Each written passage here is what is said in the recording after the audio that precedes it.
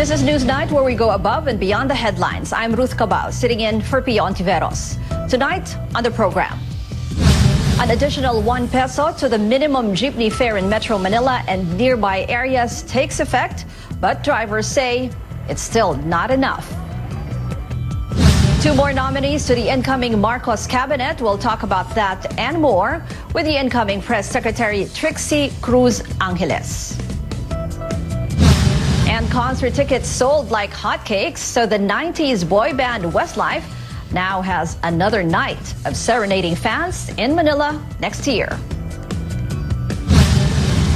Transport regulators finally approved a 1 peso increase in the minimum jeepney fare in Metro Manila and nearby areas. The decision coincides with another hefty fuel price hike this week, forcing hundreds of drivers to stop operations.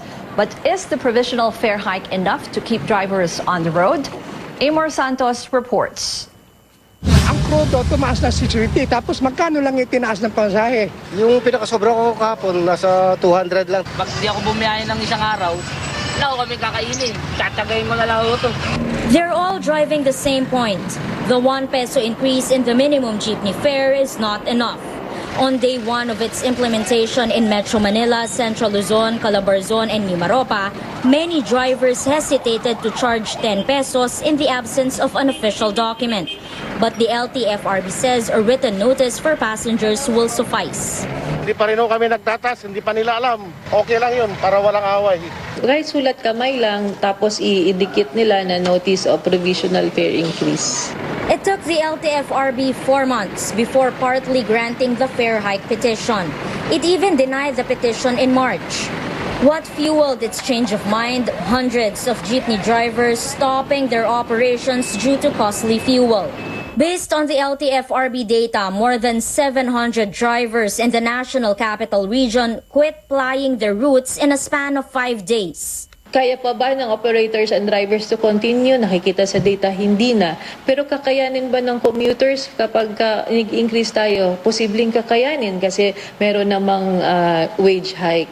With less drivers on the road, commuters are now feeling the pinch. Like call center worker Shaina. Alas 9 yung pasok ko pero andito pa rin ako. Di ko alam kung bus ba or jeep ang sasakyan ko. Many commuters say they have been willingly paying more than the minimum even before the fare increase. They say it's a small price to pay to keep drivers afloat. There are 2 other pending petitions, one seeking a 14 peso minimum jeepney fare, the other 15 pesos. The LTFRB has scheduled a hearing for June 28th. Meanwhile, 90% of LTFRB franchise holders have received the 6,500 peso fuel subsidy. More than 600,000 tricycle drivers are next in line, but they are only set to receive 1,000 pesos each for the first tranche. Amor Santos, CNN Philippines. So will there be another fuel price hike next week? Energy Undersecretary Gerardo Erguisa told CNN Philippines an increase will most likely happen, but less than the price spike that took effect this week. Ikita natin na may pag-skip pa rin ho sa market. Alam mo naman ho natin ngayon na kakapasalan ng EU yung kanilang measures na talagang iiwasan ang produkto galing sa Russia. At alam ho natin na ang China ngayon ay nagtanggal na ng lockdown. Kaya yung economic activities po niya, mas nangangailangan siya ng crudo. Yun ang mga indikasyon kung bakit apektado ang daily trading. But compared to last week, in the last 3 days, hindi naman kasing laki last week, but we still have the next 2 days. And alam ho natin, ang sistema dito, ina-average dito. But as you've observed, there is an indication na medyo nag-fluctuate ho siya pataas. In March, President Duterte told the Finance Department to increase the monthly cash aid for poor families from 200 to 500 pesos to cushion the impact of fuel price hikes. The Social Welfare Department says it remains committed to fulfilling that promise. In a briefing this morning, the SWD Director Irene Dumlao says the agency targets to roll out the cash aid program before Mr. Duterte's term ends. The president will step down from office at noon on June 30. Around 12.4 million households are expected to receive the subsidy. From fuel prices to water woes, thousands of residents in southern Metro Manila have had limited water supply since Wednesday. Concessionaire Maynilad announced a week-long service interruption. The company points to the algal bloom in Laguna Lake. Cian Arcangel has more. JJ Hoxon had to climb up a steep ladder to bring the hose from a Maynilad water tanker to the tank on his rooftop. Hoxon needed to fill up their tank since their village in Las Piñas has been experiencing a 12-hour water interruption since Wednesday. He's lucky to have a tank. His neighbor, Asteria T, needed to wake up early to fill up pails of water. What we're doing is ngayon parang nasa half lang yung tank namin eh. So pinupuno namin kasi we never know kung kailan sila babalik ulit eh. Sa dami nang wala eh. Hirap na kami. Imagine, gigising ka ng hating gabi, mag-iipong ka lang. Hindi naman matapos-tapos, hindi naman mapuno yung mga lalagyan mo. Mawawalan ka na ng tubig. Around 120,000 Maynilad customers are affected by the water service interruption in Parañaque, Las Piñas, Muntinlupa, and the towns of Bacoor and Imus in Cavite. Until June 15, affected areas will experience little to no water supply for 8 hours or even more daily. Maynilad spokesperson Jennifer Rufo says the overabundance of algae at Laguna Lake has slowed down water treatment, resulting in limited water supply for their customers in Cavite and southern Metro Manila. Quite challenging din yung kalagayan ng tubig sa Laguna Lake sa ngayon dahil meron tayong nakikita na proliferation ng algae. So para maiwasan na maapektuhan yung kalidad ng supply na pinuproduce ng ating planta, ay napilitan po tayo na bawasan muna ang produksyon. Last February, the Metropolitan Water Works and Sewerage System ordered Maynilad to implement bill rebates due to prolonged water supply interruptions over a 2-month period.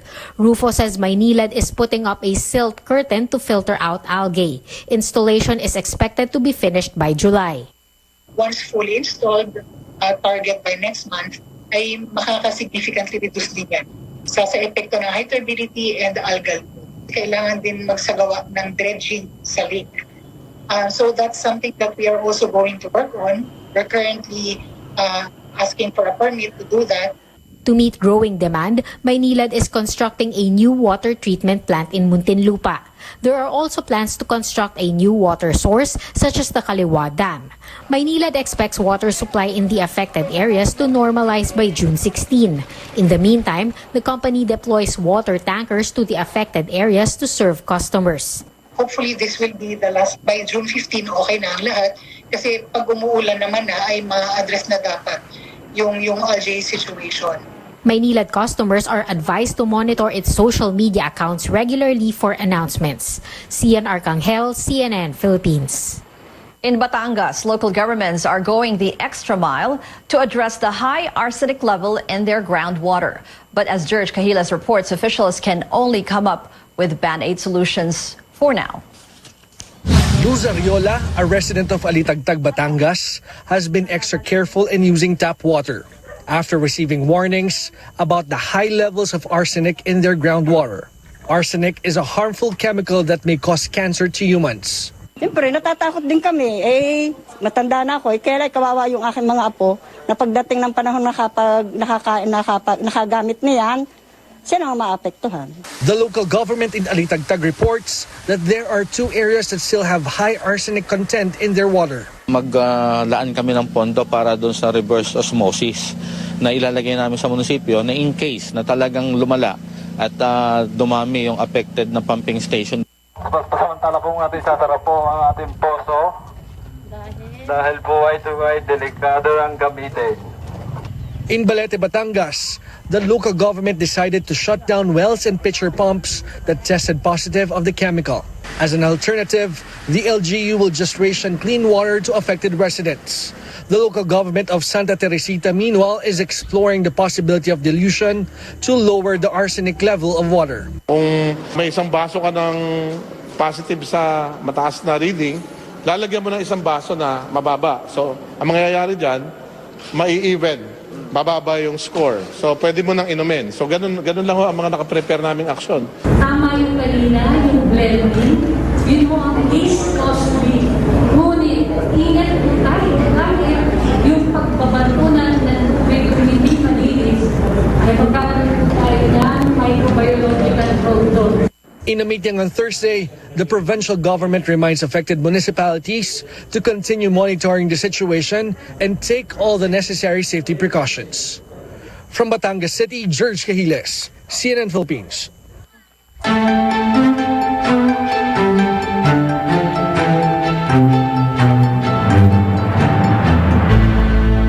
President-elect Bongbong Marcos meets with U.S. Deputy Secretary of State Wendy Sherman.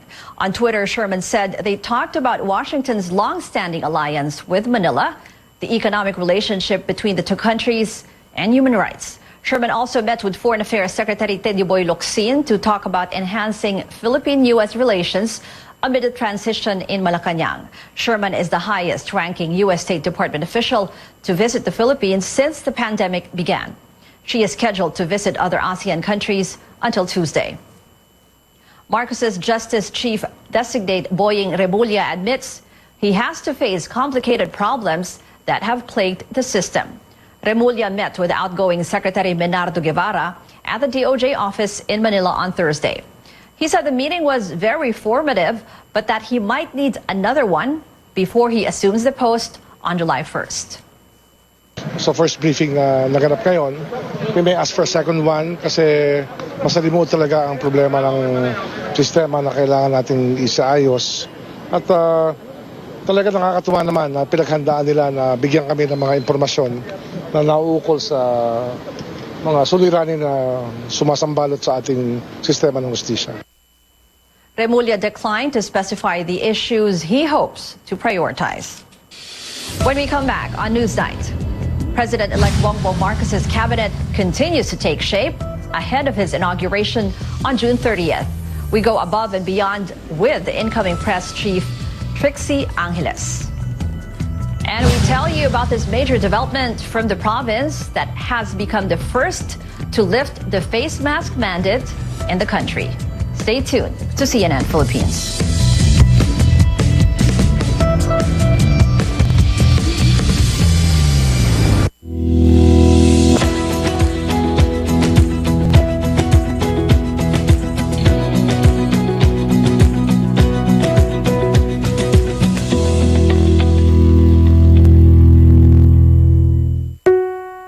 Love is patient and kind.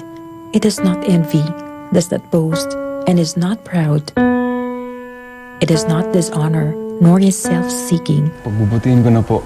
It is not easily angered, and keeps no record of wrongs. Love does not delight in evil, but rejoices with the truth. It bears all things, believes all things, always hopes, and always perseveres. Fried chicken? Timplang happy! With easy-to-cook Magnolia Chicken Timplados. Iba't ibang sarap ng chicken, kaya. Anong Magnolia Chicken Timplados mo? Iba't ibang easy chicken sarap. Land Bank has always believed that in this country, we have to dream big. And so we learn to build something out of nothing.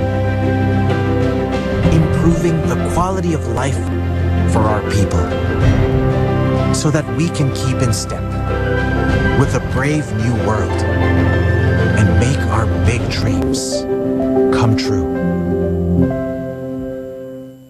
Now it's time to live the life. Let's have sun make life with the sun out. Any hour is now happy hour. Ang katapusan ng bawat kwento, may inuumpisang bago. Get into the life. Sun make light.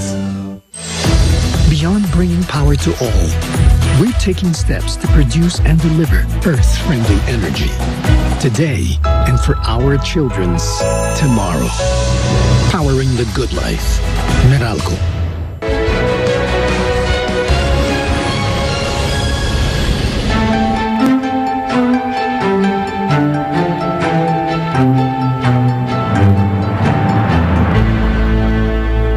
You're watching CNN Philippines. What are the plans and priorities of the incoming cabinet members of President-elect Bongbong Marcos? The next National Security Advisor, Clarita Carlos, is seeking to continue the operations of the National Task Force to end local communist armed conflict. That's despite previous appeals to abolish the body over red tagging controversies. Carlos also hints that there'll be no peace talks with communist rebels under the next administration. She says the government should stop negotiating with communist leaders overseas and instead focus on knowing the insights of rebels in the country. Meanwhile, incoming Agrarian Reform Chief Conrado Estrella admits it would be difficult to achieve Marcos's goal of bringing rice prices down to 20 pesos per kilogram. The former Abono Party List representative points out the high prices of fuel and fertilizer. Siguro hanggang mga 27 na yan, ganyan. 27, 28, pwede na yan. Pero yung 20, talagang pag-aaralan mo ng gusto yan. Pag-aaralan namin ng gusto. At talagang magsusunog kami ng kilay para magawa natin yan. Marcos announced their nominations yesterday. He has yet to name the next secretaries of some key departments, including health, agriculture, and foreign affairs. We now go above and beyond the headlines with incoming Press Secretary Trixie Cruz Angeles on new and pending appointees, Marcos's upcoming inauguration, and the push to accredit bloggers in palace briefings. Welcome to Newsnight, Attorney Trixie. Hi, good evening. Good evening to you. Let's first talk about the new cabinet members, Clarita Carlos as National Security Advisor and Conrado Estrella for the Agrarian Reform Department. What made them qualify? It's no secret about Professor Carlos's expertise. The national security is tied up with political concerns, both local and international relations. And so she seems to be quite qualified for the job. Other than that, the president-elect has simply exercised his discretion. Professor Carlos has, in fact, distinguished herself in her own field. And so that was a major consideration. Mm-hmm. And for the other, former Congressman Estrella, party list representative. The same, his experience in the field as well as the contributions he has already made. These are general requirements of the president-elect. So at the same, it all falls in. Mm-hmm. Pero attorney, there are still some other posts that have yet to be filled, like yung mga importante ngayon. For example, health for pandemic, meron na bang kinoconsider for that? Also, Defense Department, Foreign Affairs. Ma'am, we have, I understand that there are discussions ongoing about the choices for these positions. We also understand the concern of the public here. We are just really waiting for the final decision. So they have not given us any information as to when or who they're going to be. Mm-hmm. For example, attorney, yung health department, di ba, very crucial po yan. And then may mga lumulutang din na names. We have, for example, there's Dr. Ted Herbosa because he's with an advisor of the task force, no? May iba pa po bang, can you tell us that names that are being considered, especially for this one? Ma'am, I really have no information on the names being considered. Mm-hmm. Okay, how about for the others? Kasi earlier, si Professor Carlos was also, may report na she was being considered for foreign affairs. How about for that post, attorney? Likewise, ma'am, we really cannot, we do not have any information as to who are being considered for any of the positions. Mm-hmm. Okay, moving on na lang to another topic. Dun sa inauguration, do you have any other information that you can give us with regards to the venue? Also, maybe yung invitations have already been sent out but to foreign leaders, maybe? What we do know is that invitations are already being I don't know if they're actually printed, but yes, they haven't been sent out at all yet. So we're waiting for that. Mm-hmm. Can you tell us, for example, see U.S. President Joe Biden, is he invited, or who others are on the list? Ma'am, even the guest list, we have no information on that. There are security considerations, so I hope you understand why we do not give out guest lists. Okay, we get you. Kanina lang po si Mr. Marcos, the President-elect, met with U.S. Deputy Secretary Sherman. Can you tell us more about what they talked about? Sorry, I really apologize, but the pronouncements on this one will be released by we're waiting for the clearance from the appropriate agencies with regard to what they exactly talked about. As you understand, diplomatic relations and diplomatic talks are of a confidential nature. So what we can, the best that we can do is wait for the agencies to clear them, and then we will give out a summary of what had been talked about. So we're still waiting for that. Okay, Attorney, let me just go back to one of your statements about accrediting bloggers or vloggers. Can you give us more details about that? Ano po yung magiging consideration para, because we have the Malacanang Press Corps, di ba? So paano po yun? Will they be part of the Press Corps, or will that be a different group? Yeah, let me clarify. To begin with, what we're going to do is to evaluate and reassess the existing policy. Because I'd like to point out there is already a policy, and it's in the form of a department order by the PCOO Secretary Martin Andanar. It had not been implemented, so what we're going to do is take a look at it, see if this is the right time to implement the policy. Do we have to make changes? If we're going to make changes, that means that we're going to accredit. If we're going to accredit, who can be accredited and what is the participation? So these are open right now for us to investigate, to study.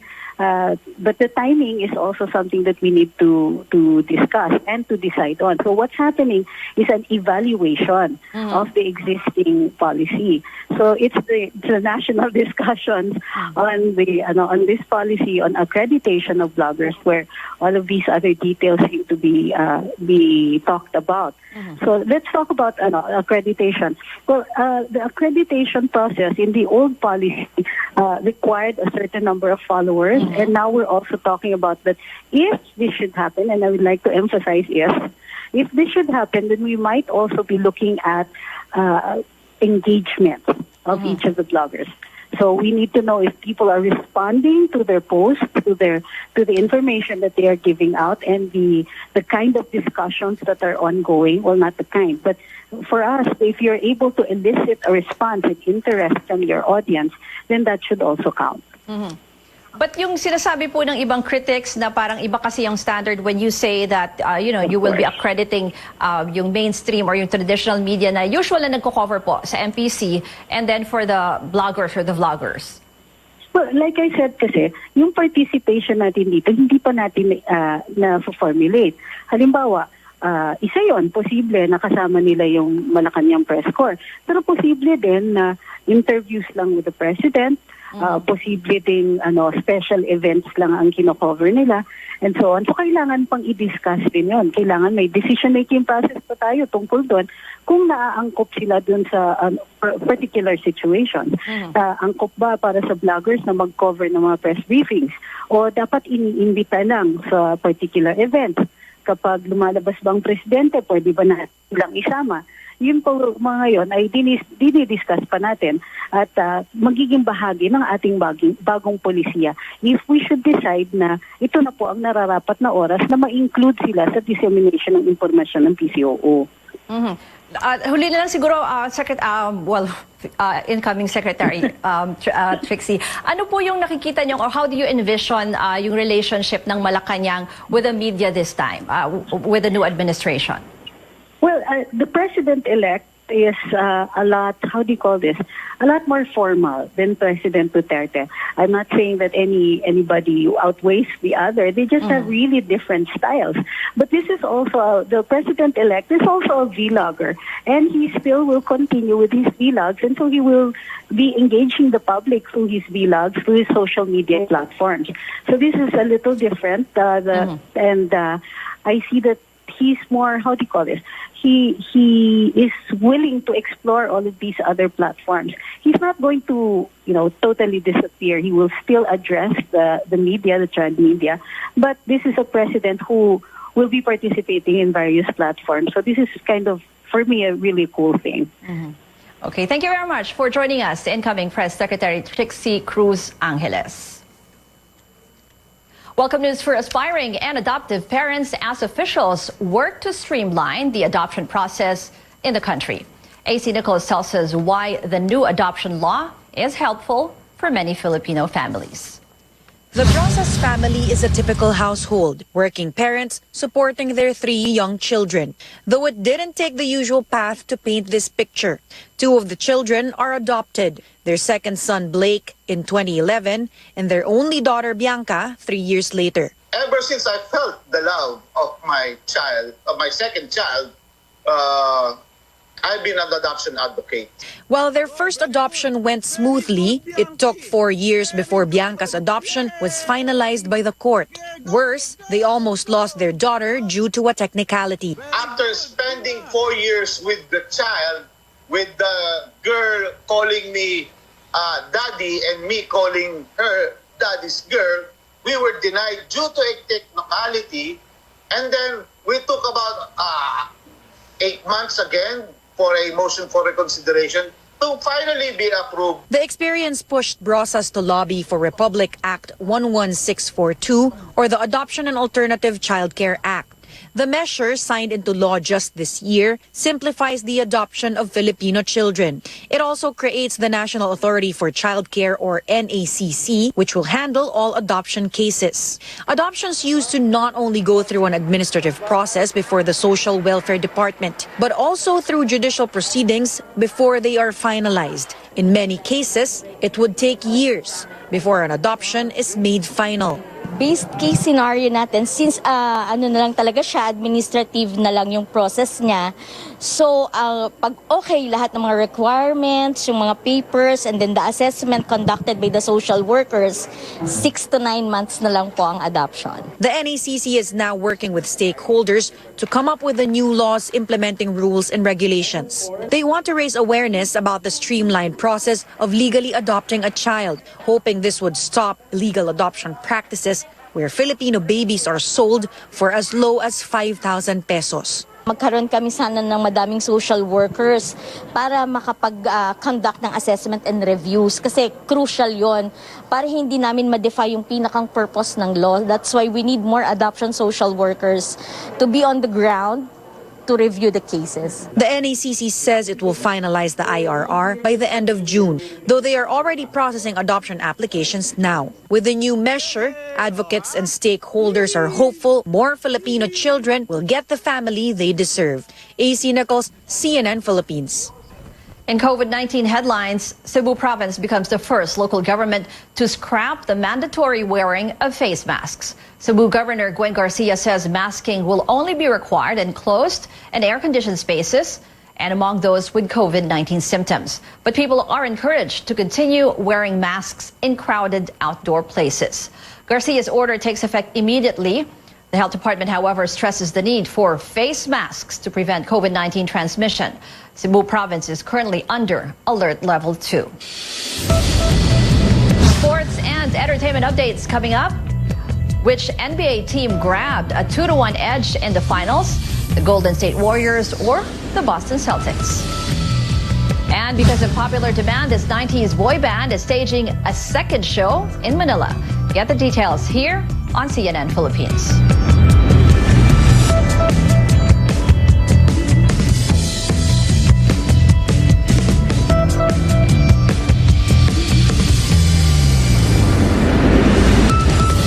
How much do I know about my dad? I'm not sure.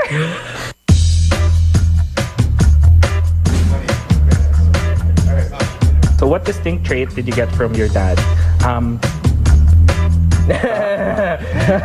Yeah, so Gio is the carbon copy of my dad now.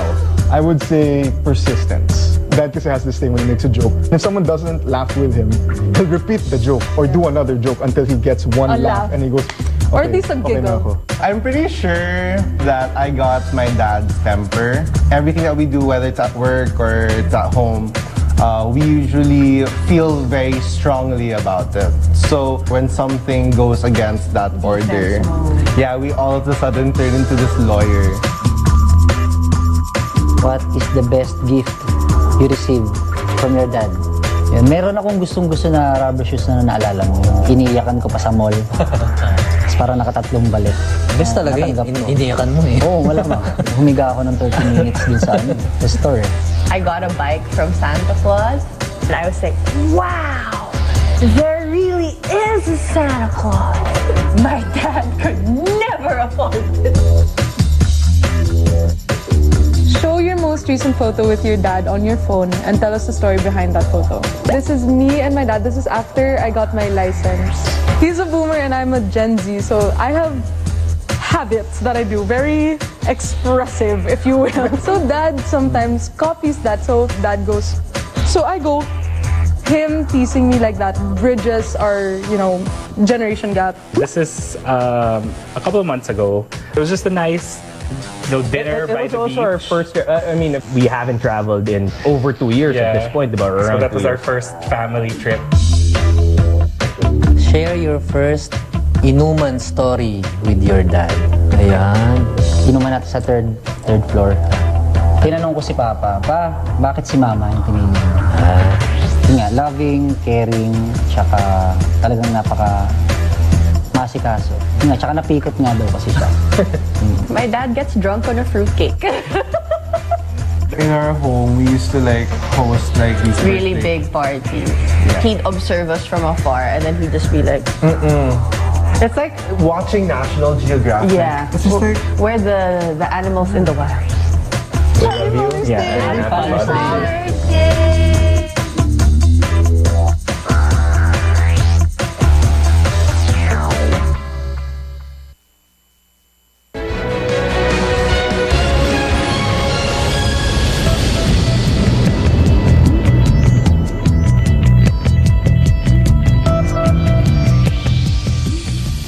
The Boston Celtics take back the lead at the NBA Finals, winning Game 3 against the Golden State Warriors 116-100.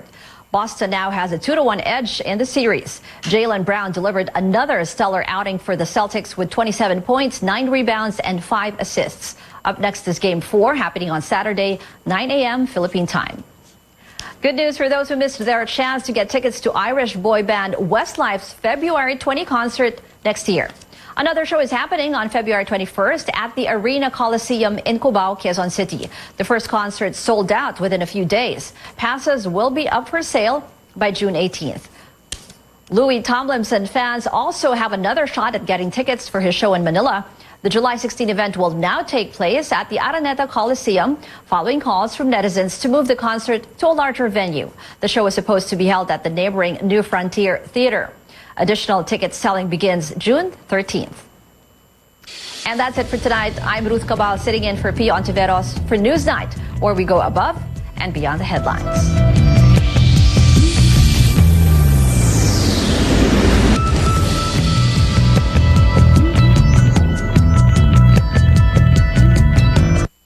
This program is brought to you by RPN Radio Philippines Network, DXTV, Dipolo, Radyo Ronda. Tanong ng bayan, maaari bang magbabakuna ang mga breastfeeding moms o mga nagpapasuso? Ang sagot, oo, maaari silang bakunahan. Ayon sa World Health Organization, kung ang isang nagpapasuso ay kabilang sa grupong inirekomendang magbabakuna base sa COVID-19 vaccination eligibility criteria, halimbawa kung siya ay health worker, dapat siyang mabakunahan. Inirekomenda rin ituloy ang pagpapasuso bago o pagkatapos magpabakuna. Para sa dagdag impormasyon, bisitahin ang DOH website sa doh.gov.ph at Facebook page. COVID-19, kayang-kaya nating tapusin. Isang paalala mula sa DOH, UNICEF at ng himpilang ito.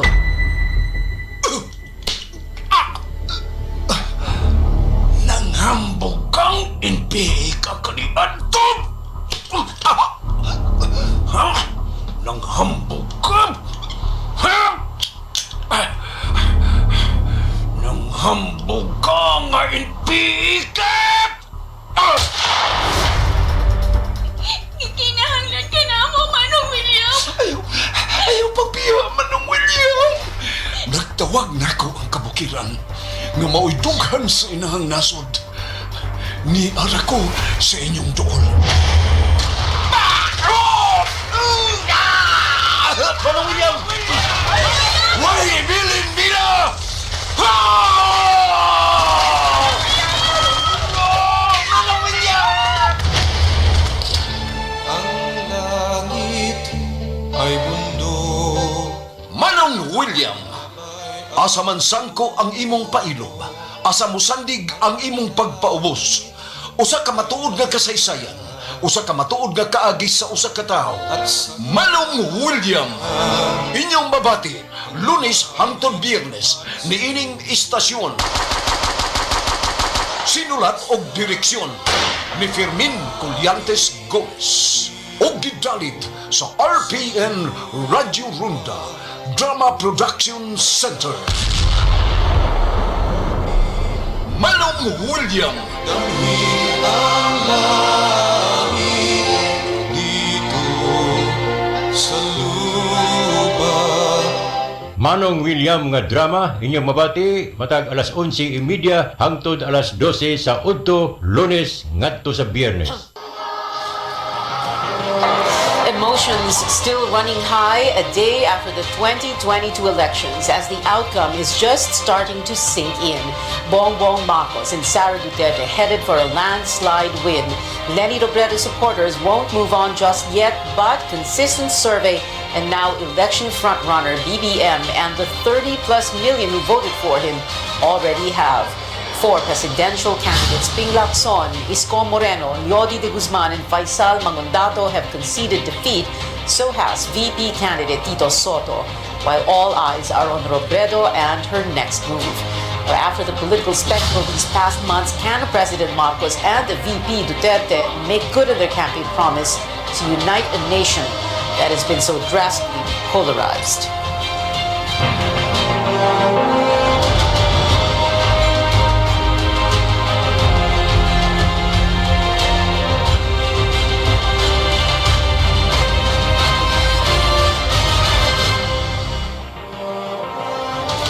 Good evening, I'm Dion Taveras. Welcome to your weekly political appointment fix. Politics as usual. The son and namesake of the late dictator, former President Ferdinand Marcos, maintaining a wide lead over Vice President Leni Robredo. That is based on the partial and unofficial tally from the Comlex Transparency server.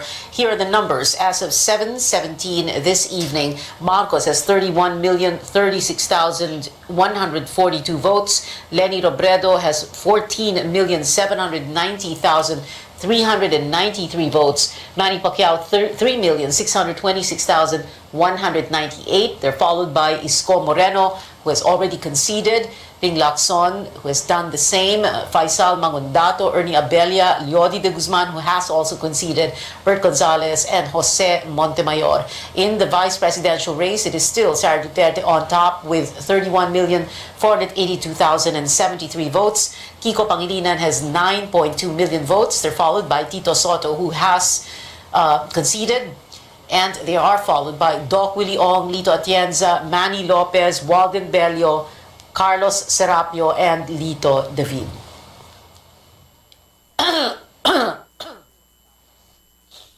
In the senatorial race, Robin Padilla is still on top with 26.3 million votes. Lauren Legarda, Robin Padilla has 26.3 million votes. Lauren Legarda, 23.9 million.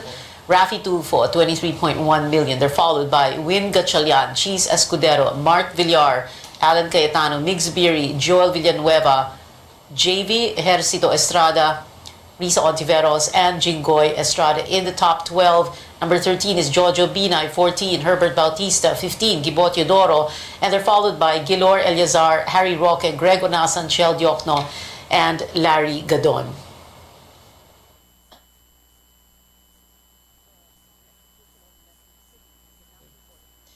The COMELEC, the Commission on Elections, sitting as the National Board of Canvassers, beginning its official count for the Senate and party list race tonight, 24 hours since voting closed. Monday, May 9, we bring in our Melissa Lopez from Pasay City. Mel, what is happening there?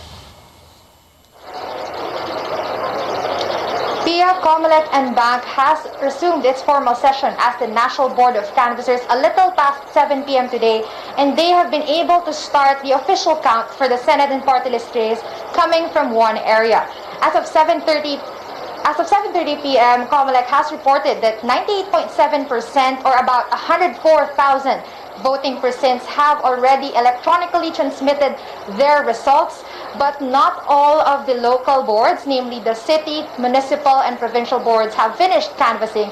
So the results cannot be transmitted yet here at the PICC Forum tent. Now, the Malabon City election officer arrived a little past 5 in the afternoon earlier, and they brought in 2 ballot boxes containing the certificates of canvass and the statement of votes in the area. Now, behind me, the NBOC Secretariat operated the canvassing laptop of COMELEC to download the electronic copy of that COC, and then they printed it and put it side by side the physically delivered COC from the city of Malabon, and it has to match. They invited poll watchers, representatives of parties, of candidates, to check if the numbers did tally with each other, and when it did, it was officially added to the official count for the 2 races. Pia. Mel, what's next after Malabon? And earlier, there was Abra, right? That was set aside. Malabon, what's next after Malabon? Right, Pia, they first tried to canvass votes from the province of Abra, but they soon realized that they only had the electronic copy rather of the votes. But what COMELEC needs, or what the NBOC needs rather, is 2 copies. So one is electronically transmitted, the other must be physically delivered here at the PICC Forum tent. And right now, we are seeing just a second ballot box being delivered. So we are not yet sure which area this is coming from, but unless more areas or local canvassers are able to bring in the official copies, printed copies from their local canvassing, the national level canvassing will have to be put on hold. Pia. This is a first in, first out. Kung ano yung unang dumating, yun ang ika-canvas agad. That's right. All right. Melissa Lopez there reporting from PICC COMELEC's headquarters as the National Board of Canvassers, because they are doing the senatorial and party list count. Now, the accredited citizens arm of COMELEC, the Parish Pastoral Council for Responsible Voting, or PPCRV, is doing a parallel count or manual encoding of electoral returns to check possible discrepancies in the digital transmission of votes. Our AC Nichols is at the PPCRV's command center in UST Manila. What is the update, AC? Well, she says during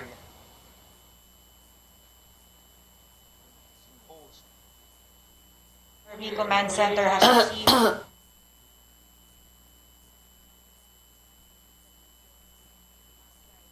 Manila, Makati, Mandaluyong, and Pasay. Earlier today, we were told that over 2,000 ERs have been manually encoded already. Now, the group is expecting more ERs to come in or to be brought here at the command center from a number of areas, including Cavite, Rizal, and Batangas. Now, there's a bit of delay in the transport of election returns, as PPCRV volunteers are consolidating them first by parish before turning them over to the command center. And in some precincts, the Electoral Board also refused to give the PPCRV the 4th copy of election returns, but the group said these incidents are isolated and are easily resolved. We have an open line with the COMELEC, and we asked them for help. Kasi ang nangyari was just miscommunication. Okay, most of the teachers, they were confused kung kanino ibibigay yung 4th copy, because the general instructions says that the 4th copy will be given to the accredited citizens arm. It did not say PPCRV. But nothing that na-explain naman sa kanila. The manual audit is done 24/7. This is another way of verifying the digitally transmitted results from the transparency server. Those are the numbers flashed on the big screen here at the command center for the PPCRV's parallel unofficial quick count. No shortage in volunteers. We're seeing long lines of people waiting for their shift or for their turn to man the computers. Pia. Yeah, AC, as you've been reporting since yesterday, what PPCRV is doing is comparing yung hard copy ng ER at yung digital transmission. In 2019, like you've already said, 99.995% matching rate. No? But for now, what is going on in that regard? So far, Pia, the PPCRV has yet to note any discrepancies, no? But I want to mention again that only almost 5,000 ERs have arrived here at the or have been brought here at the command center. That's a very small number. Remember, we have over 107,000 clustered precincts nationwide. So we should still monitor the next few days kung ano yung mangyayari or kung may updates sa matching rate. No discrepancies so far, but they have noted mismatching in figures, but only among encoders. Because for those who don't know, how they do the manual audit is the ERs pass through 2 encoders. And it's not irregular according to the officials that there are mismatching figures. Sometimes it happens, for example, if may typo lang or ma-misread ng isang encoder yung data doon sa election return. But before they archive the data, it goes through a final check. No? So kung makita naman sa final check na okay, the reason why there was mismatching was because na typo lang or mali lang ng basing isang encoder, then they correct it before archiving. Yeah. AC, earlier at 6:25 this evening on Newsnight, you were reporting that PPCRV already has 97% in. It is now 8:10 in the evening, about an hour or so more. What is the number now, right now?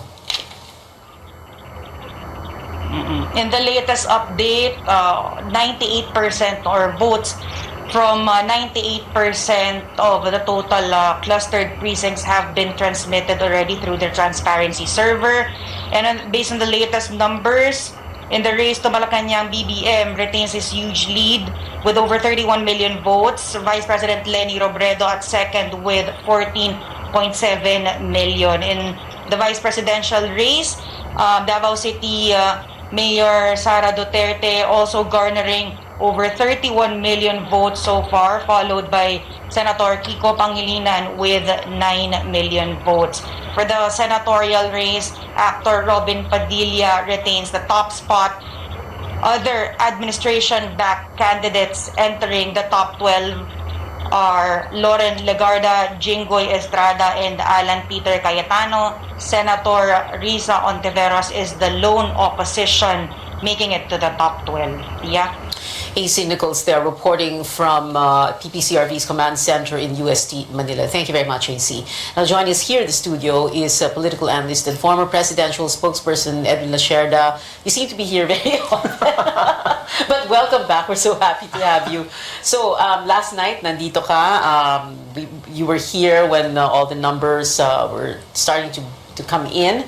And it's been 24 hours. There's still some, medyo mataas ang emotions, no, ng mga Lenny supporters, for example. Now, how would you address them now? Although you are not naman, hindi ka naman bahagi ng Lenny campaign ngayon.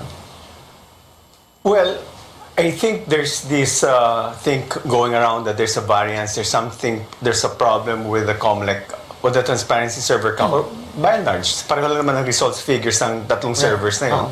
So they're questioning that. So I think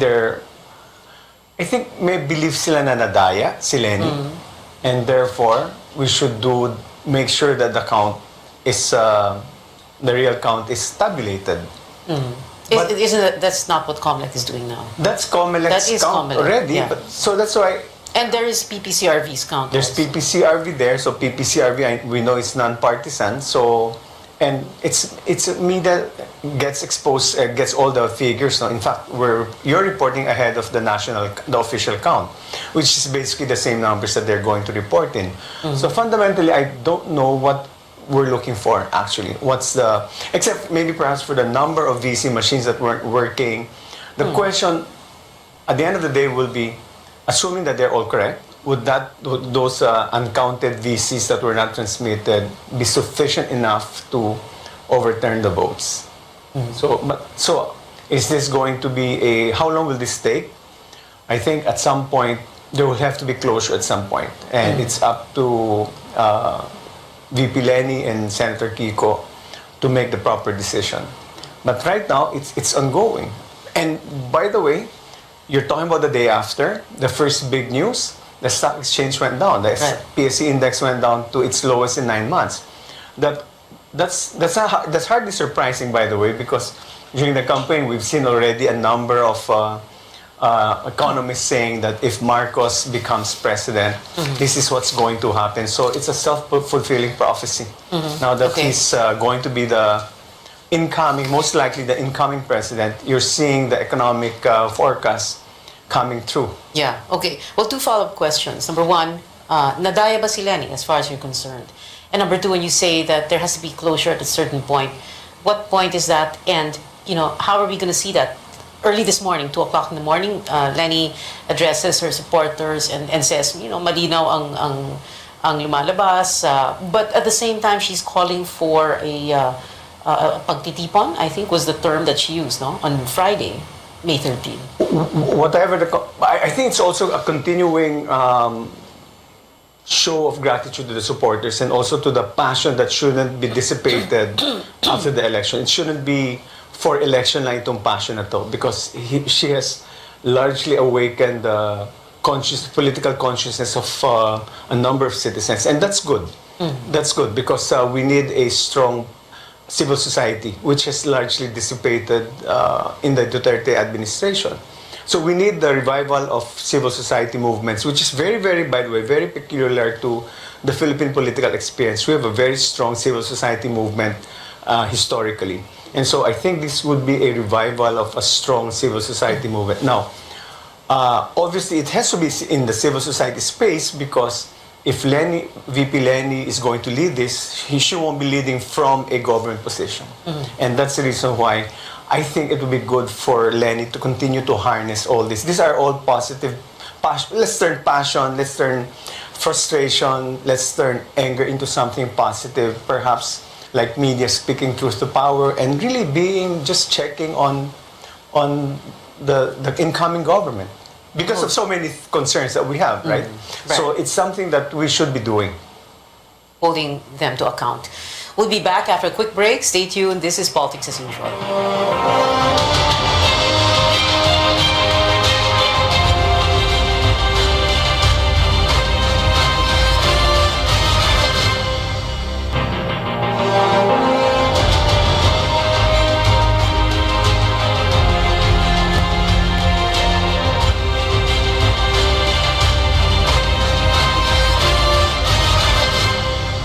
Welcome back to Politics as Usual. This is I'm Pia Ontiveros. Still with us is former presidential spokesperson and political consultant Edwin Lacerda. We're going to have Myla Villanueva, chair of the PPCRV, in just a bit, live from PPCRV's command center in UST. Edwin, what kind of a statement do we need to hear from Lenny and Kiko? Does it have to be as clear as we concede, I concede, but this is what we're going to do? Because I think it's important for Lenny to address first his supporters, win or lose. But she did that this morning. And I think she'll do it again, because I think she's being looked upon as a leader. Whether she's really the leader right now of the opposition, and whatever movement that will be morphed into. My point lang kasi, yung tapos ng election, at some point, we will inaugurate a new president. So the protest will move elsewhere. Does it become a formal electoral protest? Diba? So kailangan talaga. But you think there can be an electoral protest? Hindi natin alam like that. We don't know yet if there's evidence, as they're claiming. There's evidence, but I think it's also there's fault that lies with COMELEC Rene, because they had 3 years theoretically. Elections are every 3 years. To prepare all these VCMs, and whatever the nature or there must have been some maintenance problems with all these machines. Kaya, the 3 years could have been done, or at least the last year would have been done, to make sure that those machines were functioning. And because of all these faulty machines, that's why you cannot take away the blame na. You parang the saying, you only have one job. Di ba? Yeah. You've just got one job to do. Pero it. electoral protest, you're going after That is assuming that it's the already winner, post-election na yan eh. Post-election controversy. Then why don't they go after COMELEC? Why don't they go after COMELEC? Yeah. Because they're still in the counting stage. So But they're later asking, on nga, they're asking if they COMELEC want, to explain. if they want to make COMELEC accountable for these malfunctioning VCMs, instead of filing an electoral protest or, because syempre iniisip ng tao, kung electoral protest, medyo dapat maliit ang lamang or very clear ang evidence na talagang nandaya. You're asking mga pwedeng gawin, no? So that's the most extreme na magpa-file ka ng protest. But between now and at least kung ano magagawa, nakita na natin, the people are already complaining before COMELEC. You got a huge rally kanina, and then they're being asked to explain all these things. But like I said, may counting yan eh. May tatlong servers and in the same way in 2019 where there was the 7-hour glitch at some point natapos din yung ganun yung controversy yun. Whether she will concede, when she will concede, it's up to, I don't know the timeline of VP Lenny, but I'm certain that I think the whole movement that she has developed is a victory already on its own. So it's up to her whether she feels it's time to concede. I would leave that to VP Lenny. Earlier this evening on Newsnight, I was speaking to Michael Yusinko, a political analyst also, and, I was asking about this whole scenario, and he was saying what he wants to do is to move on. Parang people are allergic to that term, but anyway, parang to move forward, no? And then, ang gusto niyang tingnan is, ano ba yung magiging composition, halimbawa, ng cabinet, no? Ni incoming President Marcos. And he says, this is where the real work will begin. This is where our love for country will be tested. So the question is, who will be part of this cabinet? And we did talk about that also last night to a certain extent. Look, the fact that the stock market went down first day after the election shows that there's little confidence in the Marcos administration. That's why he has to immediately form and inform the public, this is going to be my economic team. And for a team to be credible, you have to have people professionals, respectable and credible. So that's the first onus of President Bongbong Marcos, that he has to form it as sooner than dati kasi we can take time eh. You have this whole thing of pipili. Ngayon, kailangan unahin muna yung economic team kasi ito yung problema ngayon. Right. You see the lack of confidence of not only for local businessmen, eventually the international investors might also worry and just leave mag-capital flight. That's one thing that we don't want to happen. All right, Edwin, we'll get back to you in just a bit. We're going to speak first, and I have a follow-up question for you on that. We're going to speak to PPCRV Chairperson Myla Villanueva. Myla, good evening. Thank you very much for joining us. Have you been able to rest? Nakapagpahinga ka na ba? Di pa. No, Pia. Hindi pa. Okay. All right, so 98... Good evening, Pia. Yes, good evening. 98%, that's what's already in. So for you, and you have this... you're going to be comparing the hard copies of the fourth copy of the ER with the digital transmission. So far, is it so far so good? What have you discovered during that process? Yes. So, Pia, of course, the polls closed at 7, and our coordinators across the country have to collect the ERs from all over. And it is natural that the first ERs that have come into the arena at the UST is coming from NCR.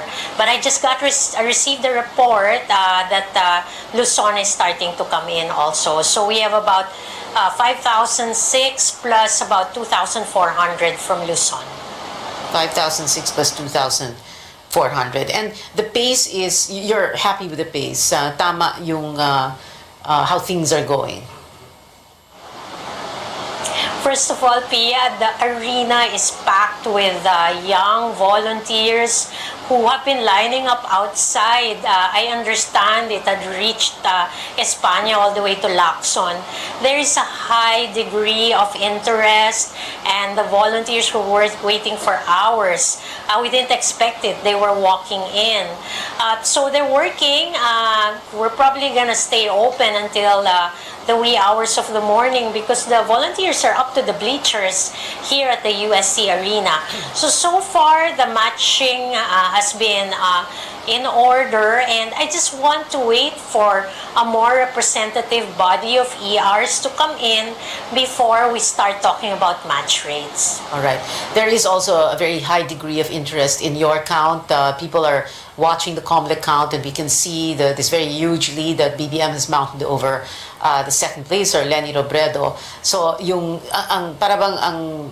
the eyes will shift towards the PPCRV count, and I'm sure you feel that, right?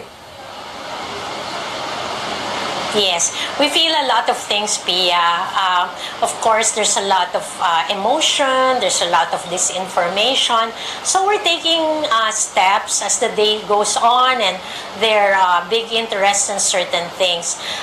First of all, we, as usual, and is common, we ask the COMELEC for logs around the transmission and the other details about VCMs and SD cards. And we will get that shortly, and we will report to you in a while. There's also a lot of questions around the speed of transmission or certain patterns that I was asked in the earlier news cycle. And I wanted to say that we asked experts from the math department of Ateneo and UST. They were here today, and I'm inviting the other universities to be with us tomorrow. And as of the last news cycle around 6:30, they have not found any irregularity in the transmission patterns that people have seemed to talk about in social media this morning. Patterns, variants, because exactly like you said, sa social media, umiikot yung mga graphics na yon. So you're parang telling people na kalma lang, no? We haven't found all these math experts, and that's important. We have these subject matter experts who are on it and have not found anything. As of the moment, yes. And let's also say that they are PPCRV volunteers, but they're also from universities that I have invited. Mm-hmm. Okay. Anything else you'd like to add, Myla, that people should know? Well, first of all, I want to thank our volunteers across the country. They worked so hard, Pia. I mean, it was hot. There was a lot of people. They worked after the precinct closed to pick up the returns, and then they have to bring it here. So we were polling the coordinators until 4 a.m., and they were still at work. So I think the nation owes them a lot of gratitude. I myself, I'm so deeply touched by the way they worked on election day. So thank you very much to them. Well, we are grateful to PPCRV volunteers and to you. Thank you very much, Myla Villanueva, PPCRV Chair. We'll speak to you again very soon. Salamat and take care. We'll get the latest from the Marcos and Robredo campaigns when we return. This is Politics as Usual. Stay tuned.